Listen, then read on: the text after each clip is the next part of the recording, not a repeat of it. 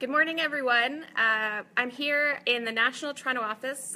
Really exciting guest with us. We have Jean-Marc Leger, the president of Leger, co-author of a brand new book, Cracking the Quebec Code, 7 Keys to Understanding Quebecers. Fascinating book, and we're going to hear from Jean-Marc with Jane Tabor. Jane's the vice president of our public affairs practice and longtime Globe and Mail journalist, so this is a great treat. We're going to hear from them, and if you have any questions, feel free to submit them. And we'll do our best to get them answered. So I'll flip the camera and introduce our guests. You are live, team. So Jane, do you want to just give us a little bit of background on what we had this morning? Yeah, well, thank you very much, Mercedes, and welcome to Toronto, and welcome to our national offices, Jean-Marc. We just had a really successful breakfast in which Jean-Marc and his team presented the different traits of Quebecers, explained the book to an audience here, mostly a business audience here at our Toronto offices, and the book has had a tremendous reception in Quebec. Correct? I mean, you're on the best-selling list everywhere across the province. Yeah, exactly. It had a tremendous impact in Quebec, and now we're launching the book across Canada. Yeah, and what are you expecting to hear from English Canadians about this book? You know, the first reaction, as I said, it's fascinating because they have new tips, new insights about the Quebec culture, but also provocative. Because this book is not a complacent book. It's not Quebecers fantastic or not the other side also. It's uncompromising. So it means you have the facts. So we found a lot of things are positive, but we found also a lot of things who are negative about Quebec. So no English speaking could write that kind of book. It's impossible, because only Quebecers could say something like that. Well, before we get into the different traits that really define Quebecers that you have explored in your book, let's talk about why you wanted to write a book like this and why it was important for not only Quebecers to know about themselves, but for the rest of Canada to know about Quebecers. Yeah, exactly. For the population, for people who's marketing their products in Quebec, or people's working with employees in Quebec, or working with people in Quebec, to better understand that. This book will explain to the rest of the country why Quebecers are reacting that way. Because sometimes, yes, we have similarities, but we have a lot of differences. So the question is to ensure that both countries know better each other. So, and having these tips, is important. I presented that book to the National Bank leader, the president of the National Bank. He said, you should not share that with the rest of the country because they will know all our weaknesses. So you will find the strengths of Quebecers, but also the weaknesses of Quebecers. Do you find that, you've tackled this book, but do you find there's a lack of curiosity among the rest of Canada about Quebecers? They just sort of take things for granted. They can go into the province, set up a business, do whatever, and they'll be successful. I saw so many failures during the years. I worked with Target to try to explain them the difference. Yeah. I work with different companies across Canada, and they have some difficulties to understand. One of the leaders of a large brand in Canada said, our techniques, our process is perfect, but Quebecers could not execute it. No, because Quebecers sometimes will act differently. Not every time, but sometimes, they will not eat food the same way. They will not buy products the same way. Maybe they will buy the same product, but not for the same reason.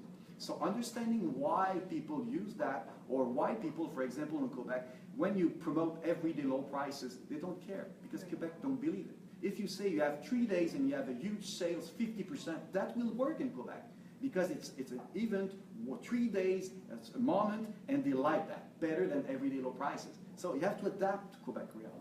Now, I know this might not be a fair question, but I know that you're just looking at Quebecers, but I'm married to a Maritimer who is from Halifax. He identifies as Haligonian, then Nova Scotian, then Maritimer, then Canadian. Is there a sort of different societies, I'm going to say distinct, are there different societies across Canada? So we've got Quebec, we've got the Maritimes, we've got the West. Is everybody different, or is Quebec so different that it just stands out among all the provinces? Every region. If I have to write a book, I will not write Cracking the Canadian Code, because you don't have one code. You have a different code across the country.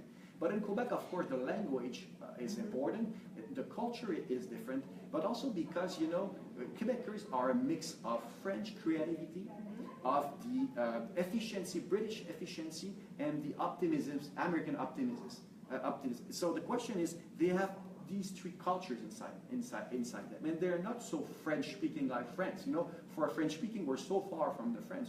We're more North American people speaking French than French who's living in North America. For us, we're happy in Canada, but we have some differences. Also, the revenue is less in Quebec. We're living in a smaller village.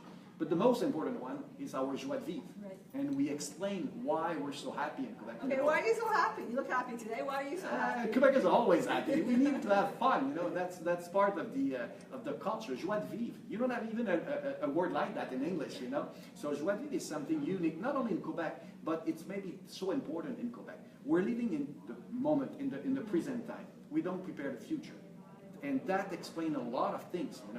We give less to charity. We don't volunteers like the English Canada because we want to live the current moment. When we buy things, it's for today, not for tomorrow. So the happiness level of Quebec is one of the highest of the world.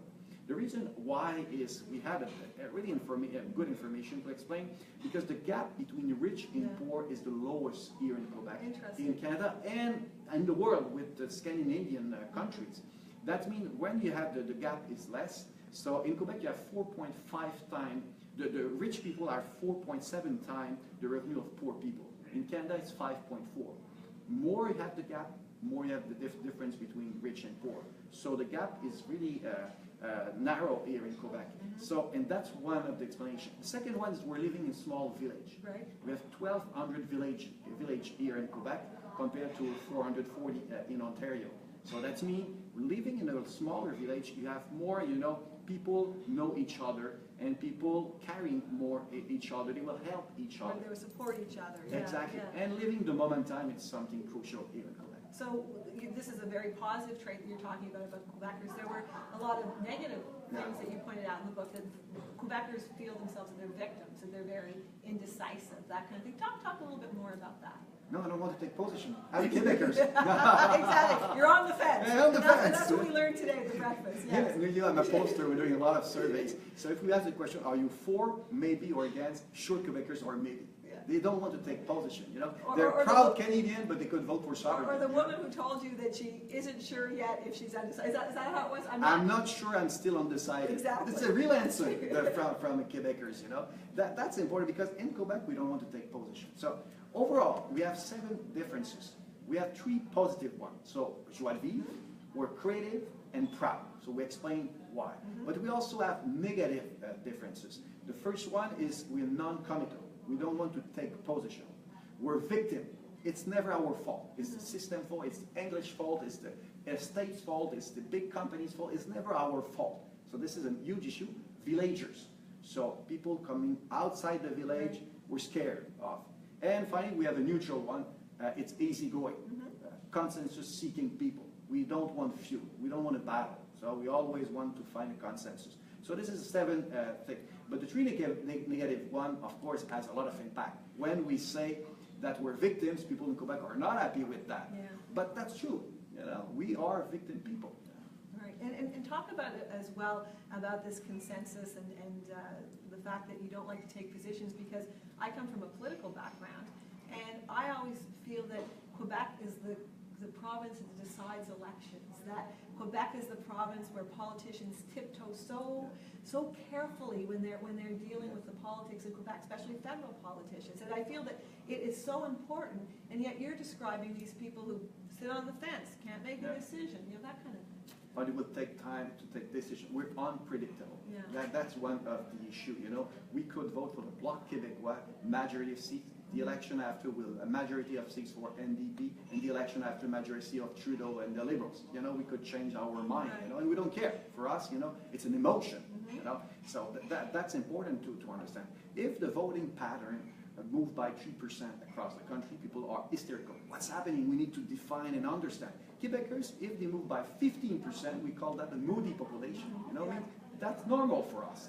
So, and the reason why we're more emotive people, emotional people, because we want, we believe on people rather than institutions. For example, we vote for Trudeau, not for the Liberal Party. Right. So it's the people. When we buy a brand or we buy a product, we want to know who's behind. When we talk about BMO, who's BMO? The institution is less important than the president of BMO. We believe in the people more than the institution of the brand or something else. So we want to create an emotion with the brand. So we're more emotional people, and that creates a lot of a different way to buy products or different attitudes, because we need to find this emotion. We like emotion. You talk in your book about, and there's a really, really interesting example about Loblaws coming in and buying Provigo, the grocery stores, and it didn't work out for them. Exactly. They couldn't find the model. What happened there? Loblaws bought Provigo. Provigo was the #1 brand in the supermarket sector, in grocery sector. It was #1. And when they bought it, they changed the brand to Loblaws. First, Right off the Loblaws, top, nobody could say in Quebec Loblaws. They say Loblaw. Because the S at the end means it's in English. It's coming from English. So they have an issue with the name, Loblaws, first. And after they changed the grocery, and it was a one-stop shop. People in Quebec don't want to go there for, they want to go to the drugstore, they want to go in other small boutiques, not to have one-stop shop. For English speaking, one-stop shop, you save time and money.